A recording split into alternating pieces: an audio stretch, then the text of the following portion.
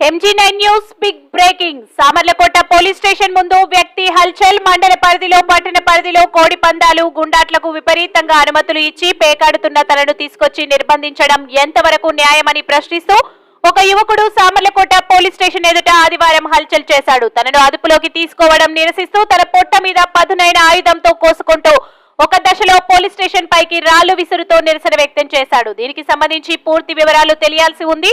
Telangana MG9 TV news channel.